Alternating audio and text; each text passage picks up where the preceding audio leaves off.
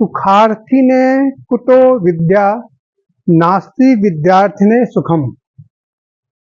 सुखार्थी व त्यज्यते विद्या, विद्यार्थी न त्यज्यते सुखम। अर्थात सुखार्थी व्यक्ति को विद्या कहाँ और विद्यार्थी को सुख कहाँ। सुखार्थी विद्या को विद्या छोड़ देनी चाहिए और विद्यार्थी को सुख छोड़ देना चाहिए। मतलब कि जहां सुख है वहां विद्यार्थी विद्या ग्रहण नहीं कर सकता, क्योंकि सोने को अगर तपना है तो उसको अग्नि में एक बार तो जलना ही पड़ेगा। नमस्कार दोस्तों, स्वागत है आपका मेरे YouTube चैनल लिव ए जॉयफुल लाइफ और मैं हूं आपका होस्ट प्रवीण सूरी।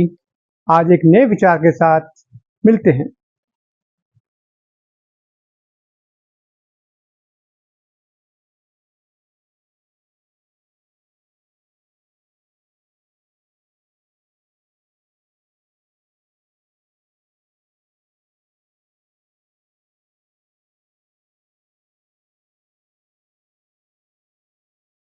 दोस्तों, आज का जो मेरा टॉपिक है वह लगभग हर व्यक्ति के साथ जुड़ा हुआ है। जैसे कि हम मोस्टली अपने जो हमारा जो गृह संसार है या जो हमारी जहाँ सोसाइटी में हम रहते हैं उसको हम मुख्यतः 3 भागों में बांट लेते हैं: उच्चतम वर्ग, मध्यम वर्ग और जो गरीब तबका है हमारे समाज का। तो आज जो मैं बात करने जा रहा हूँ वह मध्यम वर्ग के लिए कहने की बात करने जा रहा हूँ। और मध्यम वर्ग में एक पेरेंट्स का होना, मध्यम वर्ग के पेरेंट्स का अपना दुख दर्द क्या है, चैलेंजेस क्या हैं, उसके ऊपर आज हम बात करेंगे और कोशिश करेंगे कि उन जो हमारी जो समस्याएं हैं, इस वर्ग की समस्याएं हैं, उसका हल भी हम किस प्रकार निकाल सकते हैं या किस तरीके से अपनी जिंदगी को सुखमय बना सकते हैं। मित्रों, मध्यम वर्ग की जब हम बात करते हैं तो मध्यम वर्ग में भी मैं मानता हूं कि इसके 3 पार्ट अलग से भी होते हैं। एक मध्यम वर्ग में उच्चतम वर्ग है, एक मध्यम वर्ग में मिडिल वर्ग भी होता है और एक मध्यम वर्ग में लोअर वर्ग भी होता है। तो मध्यम वर्ग को सिर्फ एक पर्टिकुलर सैलरी या एक इनकम से जोड़ देना मैं मानता हूं कि सही नहीं रहेगा। इसमें भी कई कई तरह के होते हैं। अब जो मध्यम वर्ग है मैं मानता हूं कि उसके सामने सबसे ज्यादा चैलेंजेस होते हैं सोसाइटी में, समाज में। क्योंकि जो उच्चतम वर्ग है उसके पास पैसे की तो कोई कमी है ही नहीं, वो तो अच्छी खासी जिंदगी व्यतीत कर ही रहा है। कम से कम अपने पैसे के दम पर या अपने धन के बल पर वह साधन कई तरह से जुटा सकता है। जो गरीब तबका है समाज का, उसके लिए सरकार भी भिन्न भिन्न तरह के कार्य करती रहती है। स्वास्थ्य लाभ देना, स्वास्थ्य का जैसे आज का आयुष्मान कार्ड चल रहे हैं, शहरी विकास और ग्रामीण विकास के लिए घर प्रोवाइड करना, राशन देना, गैस कनेक्शन देना। तो ऐसे कई चीजें हैं जो गरीब वर्ग के लिए ही होती हैं और गरीब वर्ग उसको उसकी सहूलियत उनके लिए होती है और वो उसका फायदा उठा सकते हैं। जो गरीब वर्ग होता है समाज का, जो वो तो अपनी ही रोज की उधेड़ में लगा रहता है, अपने छोटे छोटे व्यवसाय करके या छोटे छोटे काम धंधे करके वह अपना जीवन यापन करता है और उनको पता है कि हमारी जिंदगी का स्तर क्या है। जो उच्चतम वर्ग है उनको अपना पता ही है कि उनके पास कोई धन की कमी नहीं है, तो इसलिए उनकी जिंदगी जहां तक हो सकती है एक सुख में ही बीतती है। चैलेंजेस आते हैं मध्यम वर्ग के साथ में, और मध्यम वर्ग के जो पेरेंट्स होते हैं, खासकर जो मेरा आज का टॉपिक भी है, उनके दुख दर्द क्या है, उनके सामने चैलेंजेस क्या है। दोस्तों, जो मध्यम वर्ग है ना, वो समाज का ज्यादातर, मैं मानता हूँ ज्यादा वर्ग वो है। और सबसे ज्यादा उसकी मैं कहूँ, अगर थोड़े से अलग शब्दों में कहूँ तो सबसे उसकी ज्यादा पिटाई भी उसी की होती है। क्यों होती है?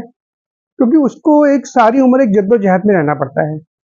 उसका एक कदम हमेशा आपने उच्चतम वर्ग की तरफ जाने की होता है अग्रसर।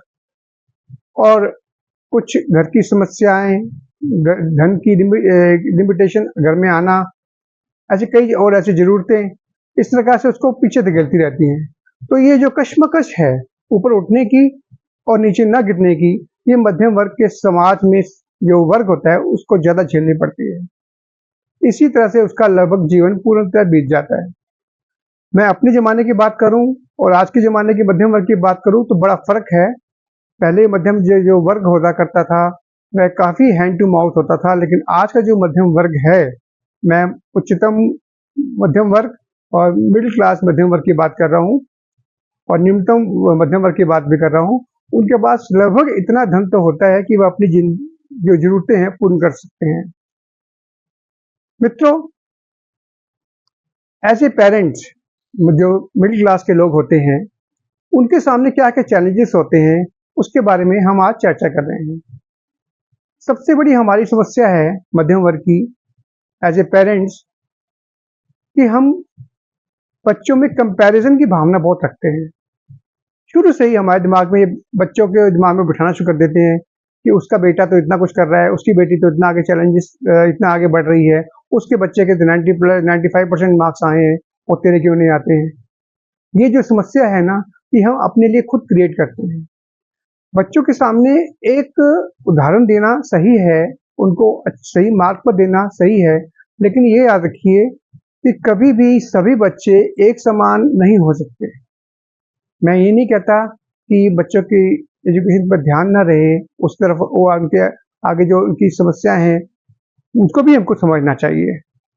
आजकल क्या है कि लगभग हर मध्यम वर्ग का कोशिश करता है कि अपने बच्चे को अच्छी एजुकेशन दे। अच्छी एजुकेशन मतलब पब्लिक स्कूलों में पढ़ाना, कॉन्वेंट स्कूलों में पढ़ाना। इस तरह से इसको चाहता है कि बच्चा मेरा कुछ आगे बढ़ जाए, क्योंकि जो मध्यम वर्ग ने खुद अपनी ज़िंदगी में समस्या झेली होती है, वह चाहता है कि उसका बच्चा ऐसा ना झेले और इस कारण से हम उनके ऊपर अनावश्यक प्रेशर भी डालते हैं। लेकिन ये थोड़ा-सा इसको इस तरह से भी सोचिए कि जब एक क्लास के अंदर 50 बच्चे हैं, उसमें से लगभग 35-40 सारे ही 90 प्लस हैं, तो उसमें अपने आप को उस स्तर पर लेके जाना और खड़े रखना भी अपने आप में एक बहुत बड़ा चैलेंज होता है। तो बच्चों से कंपैरिजन की भावना करना, तो उस दूसरे के किसी बच्चे के साथ में, देखिए उनकी स्थिति कुछ और हो सकती है, उसकी मनस्थिति कुछ और हो सकती है, उस बच्चे का दिमागी स्तर कुछ और हो सकता है। तो हम हर एक को एक हम तराजू में नहीं तोल सकते हैं। तो कभी भी बच्चों के साथ में एक संतुलन वाला ही व्यवहार रखना चाहिए, कंपैरिजन वाला नहीं। उसको सही मार्ग दीजिए। मैं जैसे मानता हूँ, जैसे कि एक कुम्हार होता है ना, जो मटका बनाता है, तो उसका एक हाथ अंदर होता है मटके के और एक हाथ उसका बाहर होता है। अंदर से वो सपोर्ट करता रहता है मटके को और बाहर से वो थपकी मारता है। तो मिडिल क्लास पेरेंट्स होने के नाते मैं कहूँगा कि ये सबसे सही तरीका है। तो इसको प्रेम भी अंदर से, सपोर्ट सिस्टम भी उसका अंदर से हो, ताकि तभी वो मटका बन पाएगा ना। जो आपका बच्चा है एक अच्छा एजुकेटेड या एक अच्छा नागरिक तभी बन पाएगा जब उसको आप अंदर से इमोशनल सपोर्ट भी दें और ऊपर से उसको हल्का-हल्का उसको थपेड़े भी देते रहे। थपेड़े मतलब उनको सही राह भी दिखाते रहें, उनको ऊपर उनका नज़र भी रखें। तो वही वो चीज़ एक सही तरह से आपके सामने वस्तु बनकर आती है। उसी प्रकार जो हमारे बच्चे होंगे, वो सही दिशा पकड़ पाएँगे। दूसरा जो मेरा टॉपिक है, हम एक बात को बहुत ज़्यादा जोड़ लेते हैं अपनी मानसिक स्थिति में। जो मध्यम वर्ग है, वो खासकर इस चीज़ को दिमाग में रख लेता है कि यार लोग क्या कहेंगे। देखिए, हर बच्चा आईएएस बने, डॉक्टर बने, इंजीनियर बने, ये संभव नहीं है। ऐसा नहीं होता है। आप बच्चे को पढ़ने के लिए कह रहे हैं, ठीक है, कभी-कभी खेलने के लिए भी मन कर जाता है, कभी-कभी ठीक है, फ़िल्म देखने का भी मन कर जाता है। तो ये चीज़ें आपको समझनी पड़ेंगी। लोग क्या कहेंगे, इसके दबाव में आकर आप बच्चे के ऊपर अनावश्यक दबाव डालें, ये सही नहीं है। लोगों तो कुछ भी कहेंगे। अगर आप सीधे जा रहे हैं तो सीधा कोई जा रहा है, अगर आप उल्टी दिशा में जा रहे हैं तो आप उल्टी दिशा में जा रहे हैं। आज से बहुत सी स्टोरी है, मैं बोलने बैठूंगा तो टाइम बहुत लगेगा, वीडियो भी बहुत लंबा बन जाता है। तो लोगों को क्या कहेंगे इस पे ध्यान ना दें। बच्चे के चाहता क्या है, बच्चे की एक्सपेक्टेशन क्या है, बच्चे का माइंडसेट क्या है, बच्चा किस तरह किस फील्ड में आगे बढ़ना चाहता है, उसको सही दिशा देना हमारा काम है। देखिए, एज ए पेरेंट्स, जो आपका बच्चा पैदा हुआ है ना, जो आपने बच्चे को जन्म दिया है, आपने उसकी सारी उम्र की कोई गारंटी नहीं ले ली है। आपका सिर्फ कर्तव्य है कि उसको एक अच्छी जीवन देना, उसको अच्छी एजुकेशन देना, उसके लिए साधन ऐसे उपलब्ध कराना कि वह अच्छा बन सके, अच्छा नागरिक बन सके, अच्छा व्यक्ति बन सके और अच्छी एजुकेशन प्राप्त करके एक सभ्य अपने जीवन यापन व्यापार कर सके। तो ये सब हमारा कर्तव्य है, इसको इस तरह ही लीजिए। कोई बच्चा होता है जो बहुत अच्छा आगे तरक्की कर जाएगा, कोई बच्चा होगा जो कि शायद उतनी तरक्की ना कर पाए, लेकिन उसके हो सकता है कि उसके फील्ड अलग हो, उसकी सोच अलग हो। कोई बच्चा ड्राइंग में बहुत अच्छा हो सकता है, कोई कलाकृति में बहुत अच्छा हो सकता है। अब भगवान राम की जो मूर्ति बनाई हुई है, आपने जो श्री राम लला जी के मंदिर का जो अयोध्या जी में निर्माण हुआ है, अब ये जिस व्यक्ति ने वो मूर्ति बनाई है और वो डॉक्टर बन जाता, इंजीनियर बन जाता, तो क्या वो मूर्ति बनाने में इतना कामगार हो सकता था? तो हर बच्चे की अपनी एक सोच भी होती है। हमारा काम ये है कि उस सोच को आगे बढ़ाना, ना कि ये प्रेशर में रहना कि यार लोग क्या कहेंगे, इसका बच्चा तो कुछ करता नहीं है, ये तो ड्राइंग में लगा रहता है। आपने याद होगा एक फिल्म भी आई थी, एक 3 इडियट्स, उसमें भी एक बात जिक्र किया था कि आपका पैशन को फॉलो करना। जैसे उसमें एक करेक्टर था, उसको अपनी फोटोग्राफी, वाइल्ड फोटोग्राफी में शौक था, उसको इंजीनियरिंग कर रहा है, तो वो इंजीनियरिंग में क्या कर पाएगा? हर एक का अपना अपना पैशन भी होता है ना। तो एज ए पेरेंट्स ये आपकी ड्यूटी है कि अपना मत थोपिए, उसके ऊपर देखिए कि वो क्या सोच सकता है, उसके दिमाग में क्या विचार आ रहे हैं, उस हिसाब से उसको सही राह दिखाना हमारा काम करना है, न कि लोग क्या कहेंगे।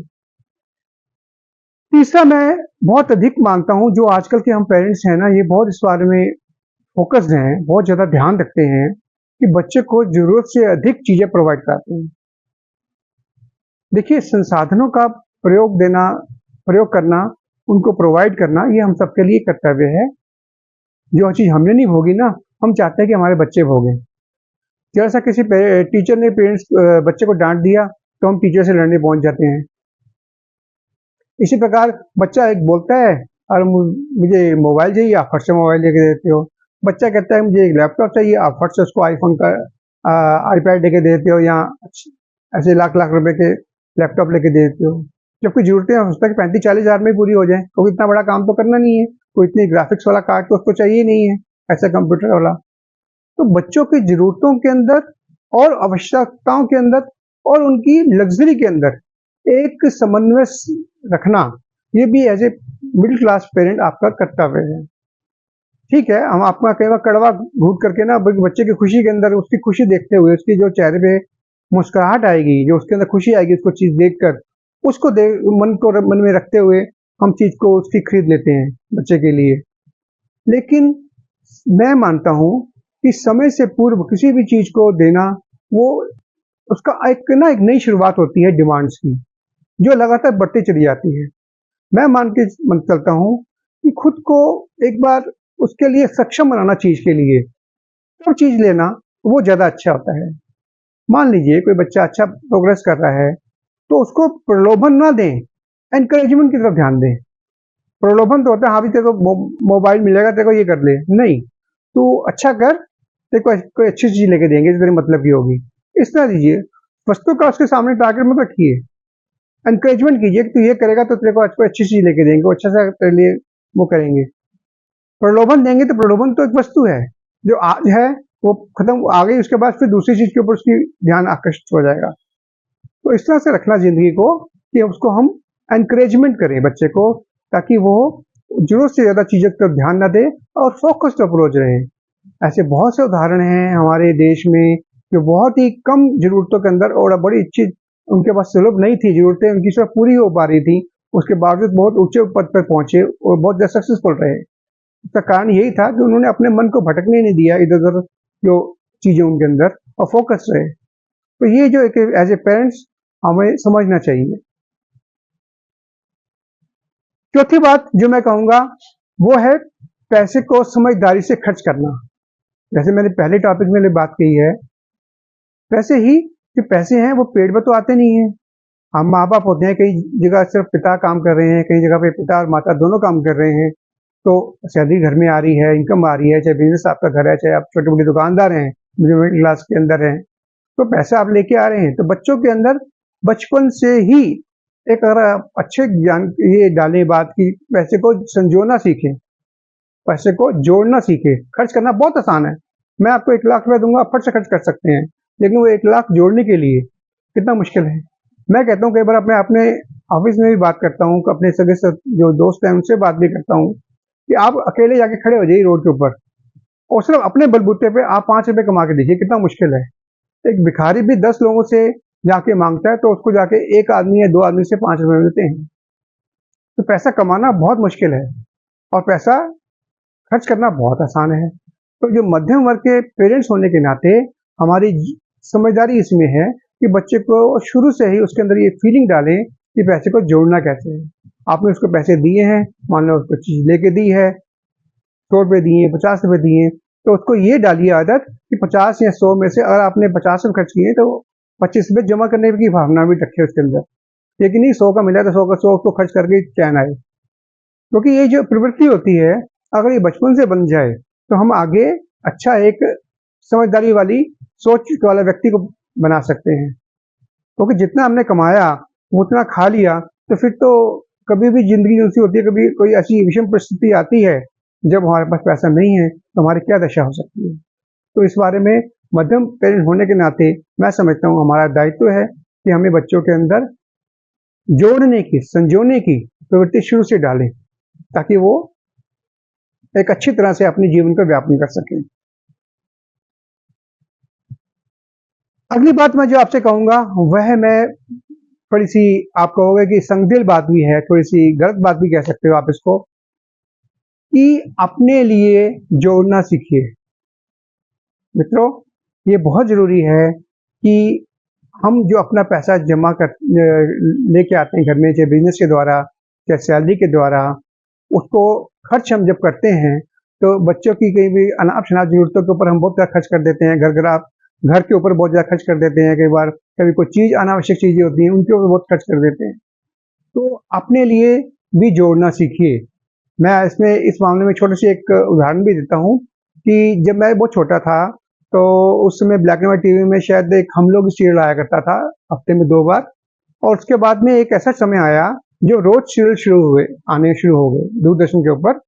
और मुझे अच्छी तरह याद है कि सोमवार को शायद 8:30 बजे आता था एक सीरियल शुरू हुआ, नटखट नारद, और शायद उसका पहला एपिसोड ही मुझे याद है। उसमें भारत भूषण थे और एक कोई उनके साथ में एक लेडी थी, और नटखट नारद मतलब असरानी जी ने कैरेक्टर सीरियल वो किया था। उसमें जो नारद जी मुनि का रोल किया था असरानी जी ने किया था, और वो आकाश से नीचे आते हैं और धरती की समस्या को देखते थे उस सीरियल के अंदर। तो उस सीरियल में मुझे एक बहुत बड़ी एक ज्ञान मिला। उस सीरियल में होता यही था कि जो माँ बाप होते हैं उनको बच्चे अलग अलग अपने अपने घर ले जाते हैं, और एक बाप अलग रहता है, माँ अलग रहती है। जो फिल्म बागवान में भी आपने बाद में देखा उस कंसेप्ट को। तो बाद में वो जाके एक पार्क में मिलते हैं, तो वहां पे एक बार नारद जी पहुंच जाते हैं, तो उनसे बात करते हैं, तो उनको पता चलता है कि समस्या क्या है। तो उस समस्या का जो अंत जो उन्होंने निष्कर्ष निकाला नारद जी ने उस सीरियल के अंदर असरानी जी द्वारा, उन्होंने बड़ी अच्छी बात कही कि जब आप जैसे एक पक्षी होता है वो अपने बच्चों के लिए दाना चुग के लाता है, तो एक समय ऐसा भी आता है जब पक्षी होते हैं वो खुद स्वयं उड़ने में सक्षम हो जाते हैं। तो इसी प्रकार जो एक मनुष्य है, क्योंकि पक्षी से तो हम अपने आप को थोड़ा सा अच्छा समझते हैं ना, तो मनुष्य को भी चाहिए कि ठीक है बच्चों पे खर्च करे लेकिन अपने लिए भी संजो कर रखे। कभी भी अपने हाथ काट कर किसी को ना दें, कभी भी। हमेशा अपने पास थोड़ा बहुत पैसा अवश्य रखें ताकि जब आपके ऊपर विषम स्थिति आए तो आप उसको अपने पे खर्च कर सकें।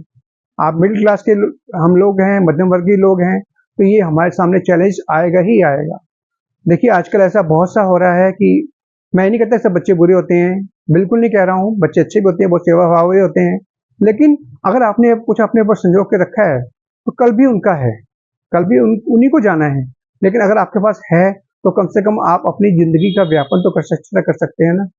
आजकल बच्चे ऐसे हो गए हैं, कई जॉब ऐसे हो गए हैं कि उनको ना चाहते हुए भी दूसरी सिटी में शिफ्ट होना पड़ता है, कई बार दूसरी कंट्री में भी जाना पड़ता है, और फिर जाके वहां पर वहीं पे परमानेंट सेटल भी हो जाते हैं। तो पेरेंट्स का क्या, अगर आपके पास में धन नहीं है, घर नहीं है, साधन नहीं है आपके पास में, तो जीवन व्यापक जो इस समय बुढ़ापे के अंदर आके ना बड़ा मुश्किल हो जाता है। तो ऐसे पेरेंट्स आप धन को खर्च कीजिए बच्चे के ऊपर, घर के ऊपर उतना ही कीजिए ताकि थोड़ा सा अपना धन को आप जोड़ भी सकें, ताकि जब आपके पास ऐसी स्थिति आए तो उसको आप अपने ऊपर खर्च कर सकें। जीवन का ये एक मूल सिद्धांत रख के जो चलें। और अंततः दोस्तों,